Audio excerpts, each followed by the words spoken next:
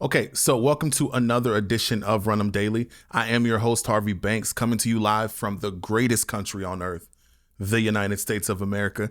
If you happen to be watching this on YouTube, first of all, thank you. Go ahead and consider subscribing, leave a comment, join the conversation. If you're listening to this OG podcast style, Apple Podcasts, Spotify, iHeartRadio, wherever you may be listening, first of all, I appreciate it. Second, I'm going to ask you to go ahead and leave a review. Share this with a friend. Let these tech companies know that this is the type of content that you like to consume on a Tuesday afternoon when you want to just bring a little balance to the conversation surrounding Shedeur Sanders and the Cleveland Browns. Cleveland has found themselves in an interesting position, to put it lightly, I guess.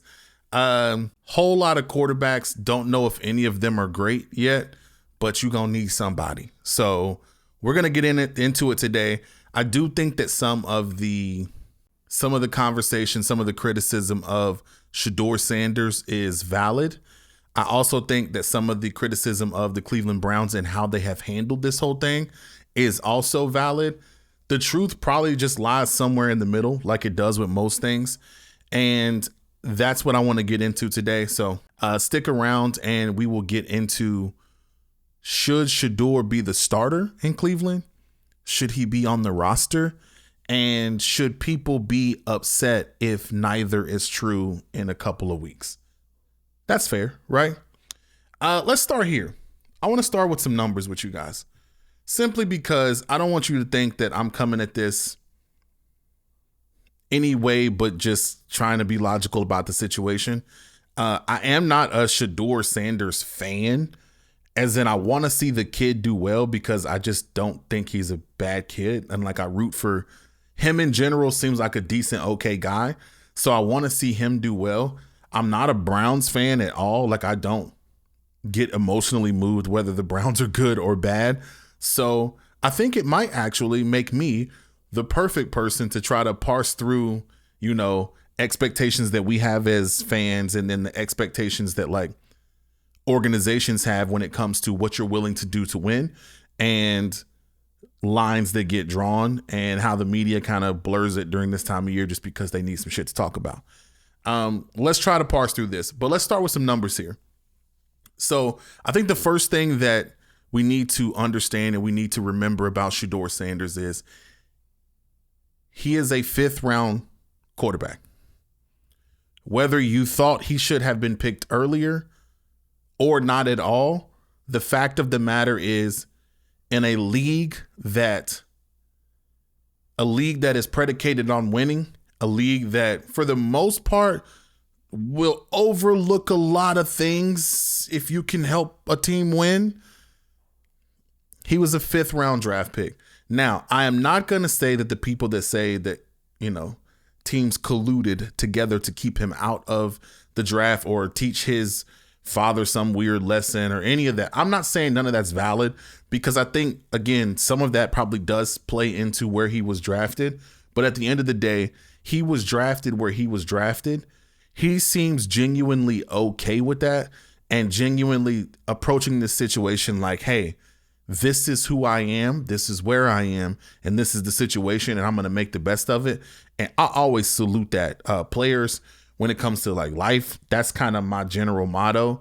Sometimes you're directly responsible for the situation that you find yourself in. Sometimes you're not, but you still got to work your way out of it. So I do like his approach. In the media, he has said everything that you're supposed to say. I think he's the 4th string quarterback right now.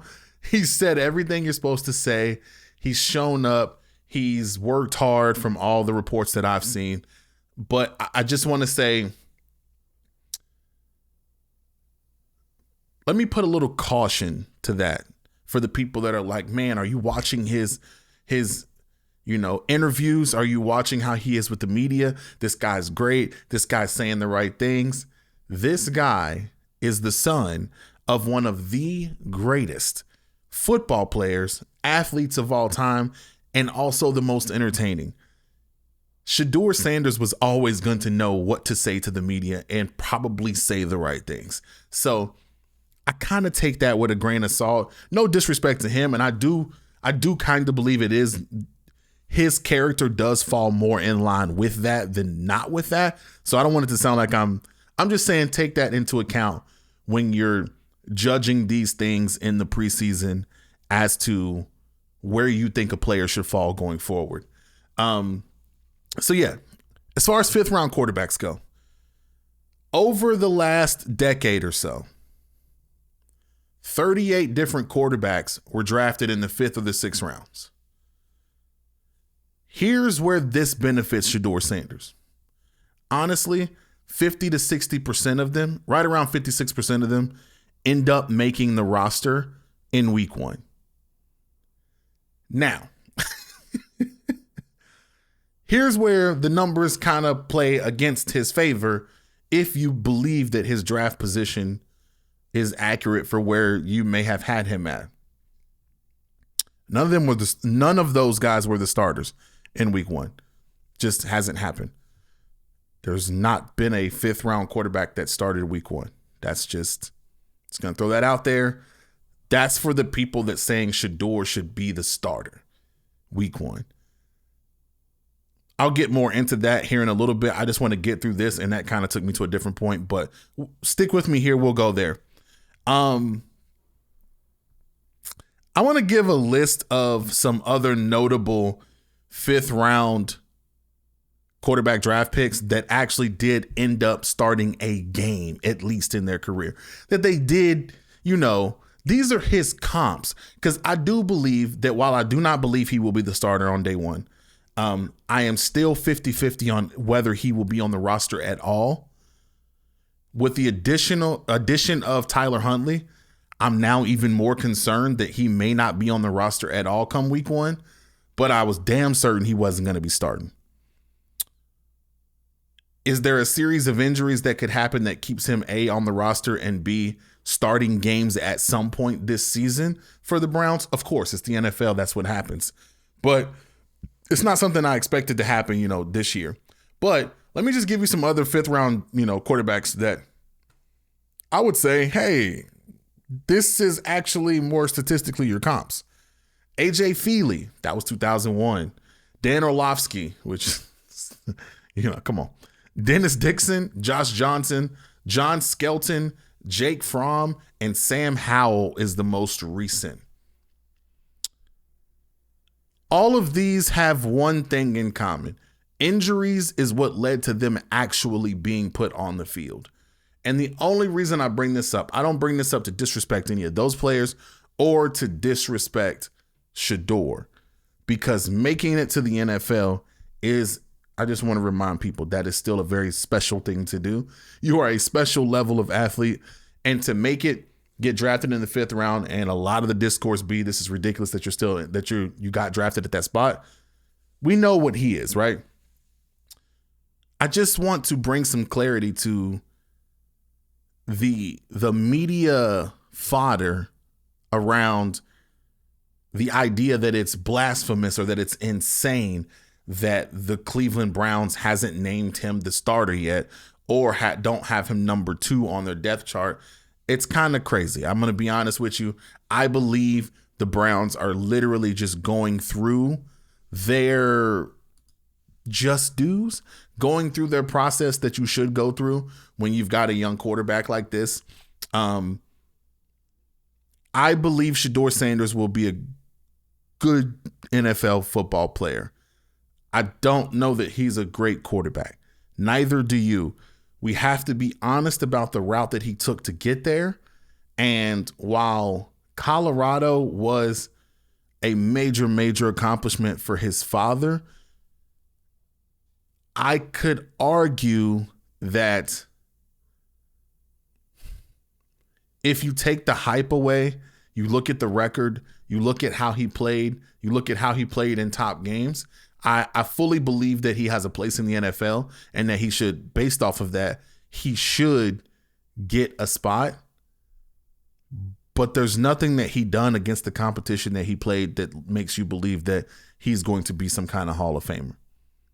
Travis Hunter, on the other hand, that was different. And the reason I bring up Travis Hunter is Watching those Colorado games, you knew from day one, I don't care who they're playing. That Travis Hunter kid, he's different. He's special. And I think the draft knew that. There was no... Why would we think that the NFL would get together and decide we're not drafting Shedeur Sanders to send a message to Deion Sanders, but then go and highly draft Travis Hunter, who I will always consider a product of Deion Sanders, right? Especially when you look at he's trying to play both sides of the ball, athlete-wise. Like, I think that it would spread. So if Travis Hunter slipped in the draft way down somewhere ridiculous, then I would say, oh, yeah, come on, we know what this is. This is them trying to send a message, but that's not really what happened. So I don't look at it that way. I look at it through the lens of there was questions about Shedeur Sanders as a quarterback. And when you commit in the draft to a quarterback, it's a different level of commitment than any other player. Like, you have to get that right. And Cleveland doesn't have a good history of getting that right. Let's just start there. And the owner coming out and saying the stupid comments he made about, this was not my decision, essentially, to draft Shedeur. If you'd have asked me if we was going to draft Shedeur, I would have said, no. All of that. That's what leads me to believe that they are setting up the release of him probably prior to week 1. They already had a loaded quarterback room. Small injuries here or there. They just added Tyler Huntley to it. So now you have 5 quarterbacks on your roster. They will not go into week 1 with 5 quarterbacks on their roster. It's ridiculous. Someone has to go. Now, the reports out of Cleveland, like locally, is that Dillon Gabriel hasn't looked great. The reports of the offense looking really, really slowed down, certain concepts not being even executed to the benefit of the defense in these practices, little things like that. I've seen the graphs and I've seen the charts about Shedeur's thrown 6 touchdowns and 0 interceptions. I don't care anything about that, and you shouldn't either. Here's why. It's easy to throw a football in the National Football League when you've got your teammates on the other side of them, on the other side of you, no matter who they may be. No one is about to come from your blind side and knock your fucking block off. Makes it a little bit easier to complete that pass. Makes it a little easier to keep your eyes downfield. Little things like that. So especially for incoming rookies, how they play, you're looking at mechanics. You're looking at things that you can't coach. You're looking at different kind of instincts, but you still take that into effect when you're grading these players out week to week through camp and through the preseason. So take those numbers things out of it. I am hearing that Dillon Gabriel is not looking the best, but that could be, who knows? So in my opinion, if Dillon Gabriel wasn't looking the best, let's say you move Shedeur from 4 into 3. Well, then Shedeur sets out practice because he's got, soreness in his throwing arm. Injury concerns already? Put him back at 4. You bring in another quarterback, Huntley, that's now the 5th quarterback. Well, he's not going to come in at number 5. I can tell you that now. This guy's a backup quarterback. And he's already shown, hey, if it's a backup situation, we know what this guy can do in this situation. So he is going to, in my opinion, probably sit somewhere around 3. Now, whether you're going to go Joe Flacco or Kenny Pickett, don't really know. Flacco is probably going to be your week 1 starter, but let's be honest, he's 96 years old and he might break shit on the way to the stadium. You just don't really know. I don't wish injury on anybody, but it's something you have to actually take into account. So then we move. If Flacco's probably not going to be the one, we go to Kenny Pickett. And depending on how you feel about Kenny Pickett, I really don't know. I just don't know enough yet. I think Kenny Pickett has some really, really great qualities about him as a quarterback, but I think Pittsburgh, we look at Pittsburgh like a place that evaluates players well. And kind of when you get to Pittsburgh, if you're at Pittsburgh, you spend some time there, you are who you are, and they can evaluate that well. And, well, we see how they evaluated him. So I don't really know what Kenny Pickett has to offer. Then we get to Dillon Gabriel. I don't really know what Dillon Gabriel has to offer because he's not looked great. But what he does have is a pretty impressive resume at the college level, playing against some pretty top level opponents. Then you get to Shedeur, and again, upside is through the roof, but there's questions about the level of competition that you played, and there's going to be lingering questions about your health.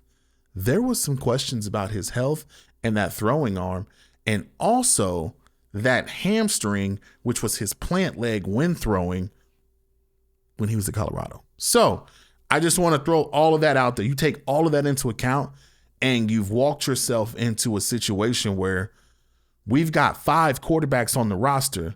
I don't trust none of them. And this one guy on here could be a great quarterback, but he also could be the biggest fucking headache we're going to ever have to deal with. So depending on what Cleveland is going to, depending on what they value the most, that's the decision they're going to make with Shedeur Sanders. I don't think it's a keep him here, see if he develops. I do not think he's going to get the opportunity to develop at Cleveland. Like if he gets his opportunity, oh, big dog, it's going to be game time opportunities. Like he's already not, I don't want to say he's complaining.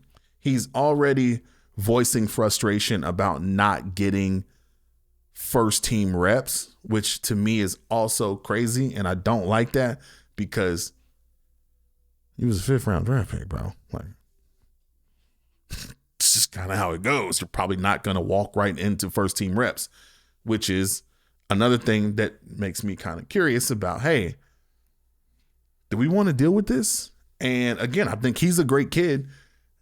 At the press conference the other day, he had to answer a question as to why he told his father not to come to practice.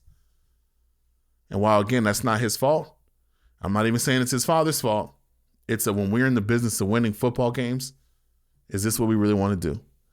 And having Shedeur on your roster, let's say you put him at QB4, right?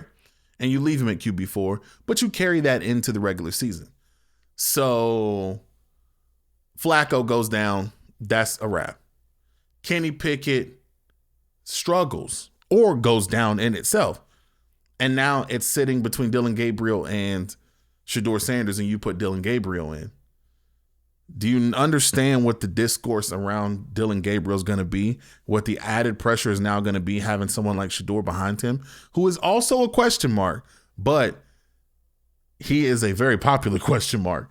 And yeah, that's just something that doesn't necessarily, I would hate to be in that position if I was Cleveland. Probably wouldn't have drafted him if I was Cleveland. That's just me. If you have questions about getting him, I probably wouldn't have waited to the 5th round. And I definitely wouldn't have drafted Dillon Gabriel and still got Shedeur unless I was using Shedeur as a trade piece. And I don't even think they're doing that. If I have to be honest and predict the future, I think within the next 14 days or so, we are going to see the headline that the Cleveland Browns have released Shedeur Sanders. Now, where that story goes after that, story-wise, I think it goes somewhere pretty similar to, I don't know, he goes there, he says the right things, he does the right things, and hopefully gets an opportunity. But I just don't see this situation working out for him because he's not going to actually get his chance to prove that he should be not just the starter, but maybe the backup. And I believe that he should be able to go somewhere and be a solid backup for a while and possibly a starter in the future. That would be ideal, but who knows? All I know is this. I want to make sure that we're not overly sensationalizing this story because of who he is and like how it played out. if we stick to the facts, then I think we can all pretty much predict where this is going to go. And I think the more interesting conversation personally is what happens after they release him. There are a few places out there that he could probably go and be a solid backup, like that you feel good if that's your backup. You know what I mean? So we'll see where this story goes. But yeah, it's a shit show in Cleveland right now.